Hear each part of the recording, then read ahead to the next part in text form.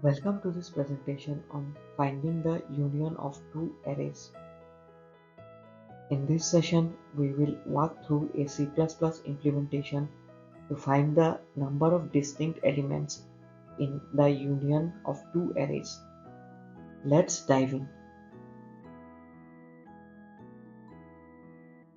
The objective of this problem is to find the number of distinct elements in the union of two arrays. In mathematical terms, the union is a set that contains all the distinct elements from both arrays without duplicates.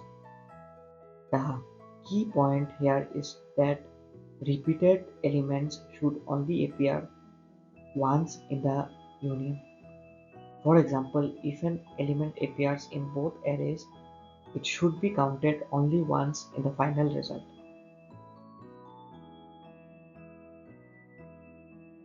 Let's look at an example. Suppose we have the following two arrays. Array 1 containing elements 1, 2, 3, 4 and 5, and array 2 containing elements 1, 2 and 3.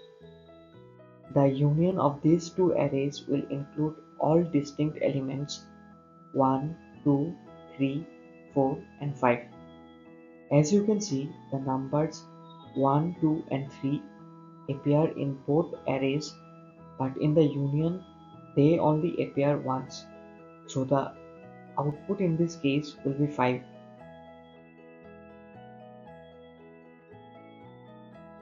To solve this problem, we will use a set data structure.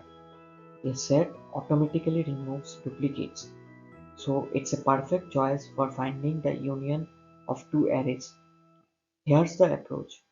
First, we insert all elements from the first array into the set. Then we insert all elements from the second array into the set.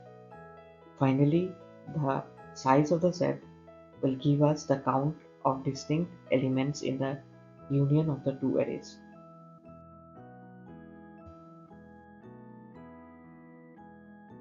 Now let's take a look at the C++ code for this approach. We include the necessary headers, IOStream for input-output operations, and set for using the set data structure. The function findUnionCount takes two arrays A and B and their respective sizes n and m as input. It then inserts the elements of both arrays into a set. Since sets automatically handle duplicates, the result will only contain distinct elements. The function returns the size of the set, which represents the count of distinct elements in the union. In the main function, we call findUnionCount with two example arrays and display the result.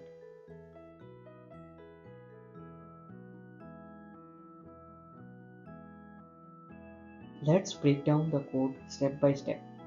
The input consists of two arrays A and B with their size n and m. In the logic, we use a set named UnionSet to store unique elements.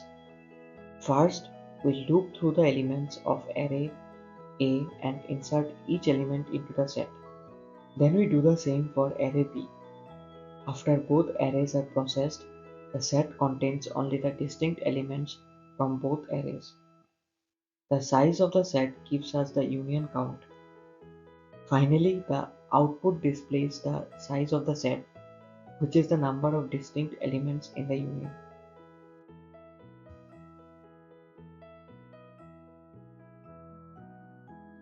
Here are some key points about sets in C++. A set automatically removes duplicates, ensuring that only unique elements are stored. Insertion into a set is efficient with a time complexity of big O of log n per element. The overall time complexity of this approach is big O of n plus m times log n plus m. The space complexity is big O of n plus m for the set. This approach has several advantages: simplicity, efficiency, scalability. The code is straightforward and easy to understand. We don't need additional logic to handle duplicates. The set handles that for us. This approach works efficiently even for larger arrays, making it suitable for real-world applications. Let's revisit the example to understand the output better. Given array 1 containing the elements 1, 2, 3, 4 and 5 and array 2 containing the elements 1, 2 and 3, the union will be 1, 2, 3, 4 and 5. Therefore, the number of distinct elements in the union is 5, which is displayed as the output. To summarize, we used the set data structure to efficiently find the union of two arrays and count the distinct elements. The approach is both simple and effective, leveraging the properties of sets to handle duplicates. As a next step, you can explore similar problems such as finding the intersection or difference of two arrays or optimize the solution for memory constraints in specific use cases. That brings us to the end of the presentation. Thank you for your attention. If you have any questions or need further clarification, feel free to ask.